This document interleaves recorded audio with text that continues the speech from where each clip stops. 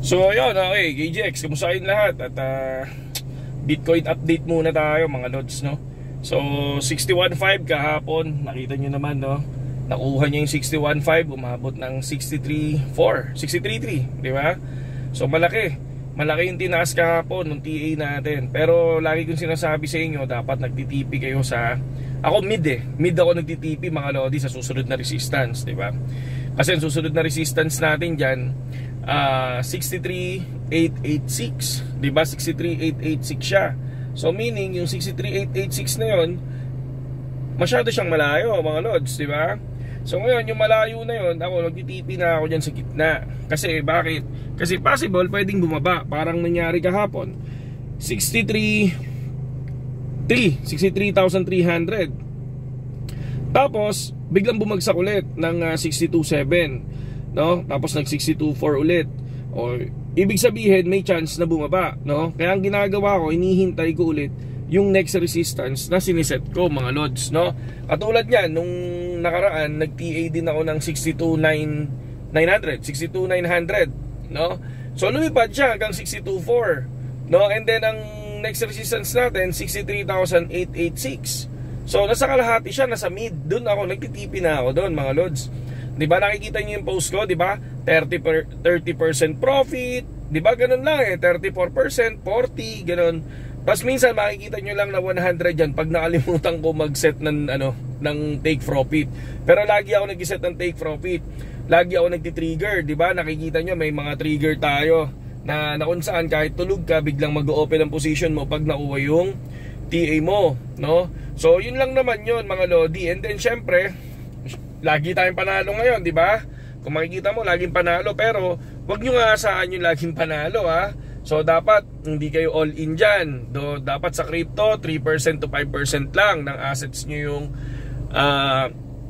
nilalagay ninyo mga lodi. Wag all in, no?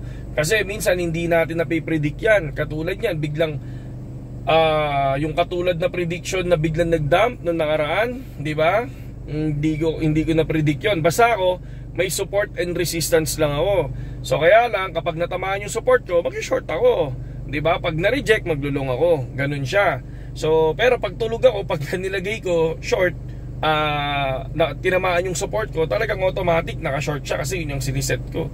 Pero naglalagay ako ng cut loss 20%, ganyan.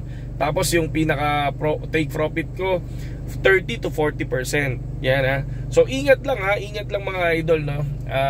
Wag nyong gagamitin yung asset nyo na malaki sa crypto, no? Pero nasa inyo kasi money nyo, rules nyo eh, di ba? Ako maliit lang, no. Siguro nasa 5%, parang ganyan, 5% to 6%, ganyan. Yan lang yung nilalaro natin, di ba? Pinakamataas ko na nga lang yung 200 USDT kapag kunyari sure ball ako, no? Pero pagka hindi ako sure ball, nandiyan ako sa 30 USDT, ganyan. Pag altcoins, kapag pumasok kayo dun sa Telegram, yan, may mga altcoins TA doon, yun, pumapasok ako doon, mga 30 USDT lang. Pero pag Bitcoin, alam nyo na yan, no? Pag sarili kong TA, syempre, mas sigurado ako sa sarili kong TA, mga lodi, no?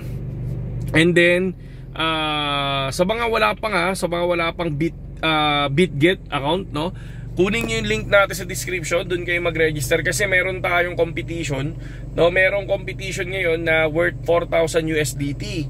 So konti pa lang yung member natin sa BitGet. So ang gawin nyo, subukan nyo mag-register doon. Kasi sayang pag nag-register kayo sa link natin, meron pang step 2 na mag-register ka naman para makasali doon sa competition. So sayang na sayang kasi ang baba pa ng trading volume. Kasi ang laki ng price 4,000 USDT, no? So basahin nyo yun sa comment section natin mga lodi ha, para mas maintindihan nyo lalo. Okay yun, the best yun. Sayang na sayang kasi hindi pa katulad natin na sobrang dami ng members sa BitGet. Hindi ganoon Ang konti pa lang, no? Kaya ang laki ng chance, no? Kaya ang daming mananalo niyan, mga lodi, kasi hanggang top 50 yan Hanggang top 50 tapos maghahati-hati dun sa prize pool. Okay? Saludo sa lahat, KGX. Magandang umaga sa inyo lahat.